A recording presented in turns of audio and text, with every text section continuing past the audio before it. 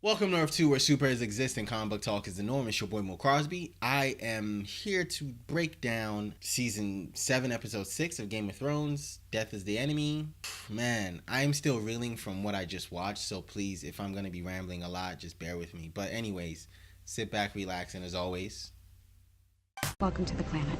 now, this episode, majority of this episode takes place beyond the wall and in the north, as opposed to, going, everywhere else. So, yeah, majority of this episode takes place beyond the wall in the north. First we've seen the map of, Westeros, and they focus again because most of this episode is happening beyond the wall, so they focus on that. We get to see our Brotherhood and our Magnificent Seven of sorts go beyond the wall to go catch this wildling. I'm sorry, to go catch this Walker to take to Cersei, which I still believe is a stupid idea because Cersei's not gonna believe it. Cersei's gonna murder everybody once they get back. I mean, and if we've all watched the episode, we're all reeling because of what we saw that happened to Viserion. I'll get to it. And at the end of it, we know that Daenerys is one shy. So things might not be as sweet as these people think it is. Anyways, let's get into this episode review real quick. There's so many notes. There's so much I want to talk about because so much happened and didn't happen at the same time. Um, I am, however, excited that Gendry is not dead. You didn't bring him back to kill him with hypothermia or have one of the White Walkers kill him. You also, didn't kill the whole Brotherhood of without banners. You killed Thoros of Myr. I feel like his character again was there to serve a purpose, and it was for real to me not to. Well, he just I didn't feel like his character was moving anything forward. However, there was a point that really scared me, I believe, in the episode. I'll get to that, but let me start with where this episode starts. Everyone is walking and talking and getting to know each other. But what really tripped me up about this episode is while everyone who happens to know Arya, the Brotherhood, Gendry, and none of them talk about her. None of them ask if she's alive or if anything. Have you seen or heard from her? Is anything going on with her? None of them ask. Not even John, who should at this point know that they've all been with Arya at one point. So he didn't even ask about his sister because he's focused on the one mission at hand. It's kind of messed up to me because if, my friends didn't ask about me when it was like I was going to be in trouble, I'd be upset. That happens, we move forward from that. We go back to Winterfell now because trouble is brewing in Winterfell because Aya saw that letter last week. She got to read it out, and a lot of us got to see what it was about. I think I found a way to find the letter and read it for you guys last week. Aya reads it to Sansa. Sansa's a little upset and disturbed by it, and so disturbed that she starts taking advice again from Littlefinger. She also needed to prop herself up. Like, you aren't the only one who suffered and came back. You think Winterfell would have been won without me, blah blah blah. She's building herself up, and Arya's looking at her like, I don't care. I'm an assassin. I can kill everyone in here if I wanted to and take their faces. And I'm starting to think Arya to me is becoming a little reckless. She's killing anyone she wants at will. She's taking faces. I don't think the many-faced god and Jaqen Hagar is gonna stand for this. So somehow they're gonna come back and they're gonna be involved in this again. I don't know when, but it just looks like that's something that might happen. Sansa is gonna feel away after she sent. I believe the reason she sent Brienne of Tarth, who Tormund mentions, and he mentions he's in love with her, but he mentions her, and the reason she sends Brienne of Tarth away to King's Landing is because if something happened to Arya, Brienne will fight till the end to find out what it was, and if she found out it was Sansa, because this is what Littlefinger tells her to do. Again, I don't know why you're taking advice from Littlefinger. I wouldn't. That's something that I didn't really. I'm like, okay. I usually like Littlefinger because of the way he plays the game, but I feel like he's playing it really dangerous this time, and this might be his end. This might be the end of the game for Littlefinger. Another thing I really wanted to talk about was the thing when the war was about to happen with the White Walkers and the Magnificent Seven. I call them that because I don't want to mention each one of them by name, but it looked like everything was gonna they were done, and they had stepped, they were in the middle of this thing because the ice was breaking. And who asked him? And I'm looking at it like, who asked you, dude? Like, everyone is like chilling, trying to mind their business, and you have what's his name, the Hound, pick up the rock and chuck it. everything would have been fine. I think they would have found a way to, found a way to get by. They probably would never have, but they found a way to get by regardless. Thanks to Gendry and his quick feet. Him running and almost dying, but not giving up. And Sir Davos finds him. I hope Gendry's okay. Like, he has to be okay, right? Because I still feel like he has to meet Arya and either bring her down or calm her down. Something has to be done.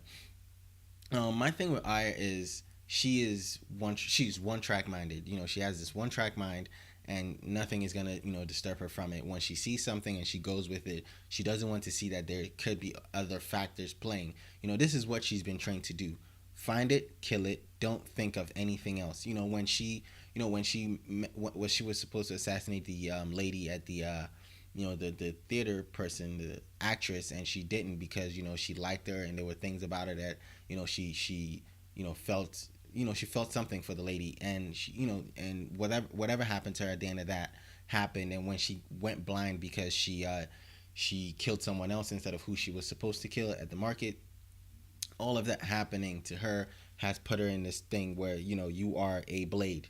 You're supposed to stab X, Y, and Z person. Do that. Don't look at any outside factors. And I believe that is where Aya is. As for Sansa, I believe she's also in the track of, well, I one Winterfell, I brought our family kind of sort of back together, and no one should talk shit to me. If I feel like I don't know what's going on with Sansa yet, because they've done a lot of things with her. With between last season and this season, she was the hero of Winterfell. She brought everyone back together and everything. So I don't know exactly what's going on with her. I just hope she doesn't make the wrong move or choose the wrong person. I would say family over everything, and try to explain to your little sister. At the end of the day, that's your little sister. You should try to explain to her and talk to her as your sister. Don't try to talk to her as someone you don't know. This is your sister. You both have been through unimaginable horror. So talk to her. Let her know what's up. Let her know whatever happened to her, whatever happened to you isn't going to happen anymore. I just feel like she's not doing that. And so I don't know what to think of Sansa at this point. So let's go back beyond the wall. Shit is going bad for them. They're fighting. It doesn't look like they're going to fight. Genji, managed to get the message. And a lot of things happen really fast in this episode. Genji managed to get the message through to Daenerys, and now she's flying all three of her dragons out there. She destroys half of the walkers, but the Night King, with crazy aim, chucks a ice spear, and hits. As soon as he chucks the first spear, it hits Viserion. He's down. Managed to escape, or they're about to escape, but Jon falls in the water, and he's about to die. And he comes out. They escape. He comes out, and he's there, and the Night King has seen him, and they're about to come get. I'm sorry, not the Night King. The White Walkers turn around and see him, and they're about to come get him, but again, who's here to save the day? Uncle Benjen. Uncle Benjen again. I think this is where the story ends for him. I don't see how he's gonna make it from this. But Uncle Benjen comes in, saves another one of the Stark boys, another, Jon Snow. Last season he saved Brandon Stark. Now he saved Jon Snow. And so he gives Jon his horse. Jon finds a way to get to the East Watch, gets there. Somehow he's saved, and we see him and Daenerys, kind of like what the tension that had been going on from last episode finally materializing in this episode. He calls her the queen, like he kind of swears fealty to her without bending the knee. So yeah, like he's sworn fealty to Daenerys. So that's where that story ends, and then we go back north, and this time we see people with chains. At first it looks kind of like, who's this? And then you start to notice that it is the Walkers. They're pulling Viserion out of the water.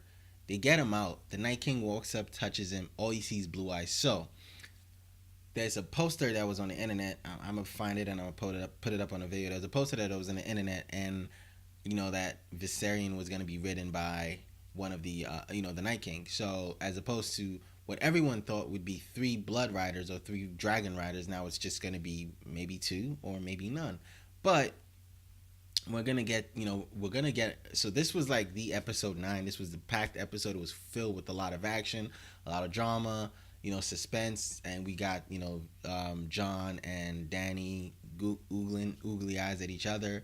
A lot happened this episode, and I'm very, very, like, it was one of those episodes where I'm like, yo, like, this was crazy, because when I saw what happened at the end, you saw the my reaction video to it. Like, I still almost have no words for it. I had to compose myself to do this video for you guys. But yeah, it is Game of Thrones is has shown you again why it is one of the best shows on TV. This to me might be the best episode of all seasons. Yeah, it might be the best episode 9 of all the seasons we've seen. I mean, we're gonna have one more episode, and it's gonna be sad because we're gonna wait for a year and a half. But I mean, if anything, you want to go back and start over and watch everything again, so you can come to this and just see how everything just happens, kind of crazy. But I mean, if I have to rank this episode, this is like I just said, to me is the best episode of any season. It ranks really high for me, but my review of it is my review is kind of all over the place because a lot of things happen with certain people, and I was like, okay, so Littlefinger is playing both sides again, which is what he always does, and then he picks the winner and he helps them defeat the other person. I am just hoping that he doesn't, that somehow the sisters don't fight each other, because Jon, it doesn't look like Jon is coming back to Winterfell anytime soon. I believe that ship is on its way to King's Landing, and when they get to King's Landing, and Cersei, I also don't believe is ever going to want to sit down with, you know, someone that again wants to destroy my family. So I don't know what's going to happen. Next week's episode is going to be something really crazy. You know, the finale is going to be something really crazy. So down in the comment section, leave your thoughts. Let me know what you thought about this episode, and Viserion and the Night King and Dany and Jon and Arya and Sansa, Littlefinger himself. Let me know what you thought about everyone, because everyone is playing at something. You know, even Tyrion at some point. Again, there was a Tyrion moment in this episode where he was talking back to Daenerys, and he tells her, look, I am worried about my family. I don't want them to die. And this is why, you know, we don't need to be like, seriously, we don't need to be like the last person who was the king or queen or whatever. So yeah, a lot is going on. So everyone is playing at something. I just want to know who's playing at what and what they're playing at and why. So maybe episode 7 doesn't feel like it's going to answer a lot of things for us. Rather, I feel like it's going to be one of those really, really big cliffhangers that's going to leave us, you know, itching and scratching for season 8. Again, let me know what you thought about this episode. Let me know what you've thought about the season so far. Also, follow Earth 2 on social media, Earth 2 Comicast on Instagram, Facebook, and Twitter. Let me, you know, hit us up. We'll hit you back up. Talk to us. We'll talk to you. Check out this week's podcast or last week's podcast. It's on audiomac.com. I'm going to leave a link in the description bar. Again, this was my very, very quick review and recap of Death is the Enemy, Beyond the Wall. And, you know, this was a very, very good episode for all of us Game of Thrones fans. And so there's nothing more to talk about it. It's been your boy Mo Crosby. Keep watching, keep reading, and as always, go for your long boxes. Peace.